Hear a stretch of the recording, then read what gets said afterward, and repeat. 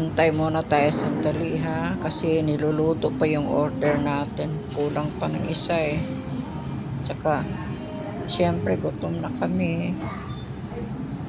Galing kasi kami doon sa bahay na nililinis din na naman namin sa tatlong session na yata ito, pangatlong session na yata itong paglilinis namin. Tapos, siyempre after ang shock absorber niya, gwapo kayo. 2 hours and a half working.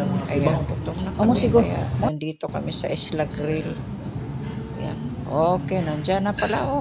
Sige, umpisa na natin kakain. Okay. Guten appetit. Silent na hilig ko tipan. Sila doon ang namin sukot.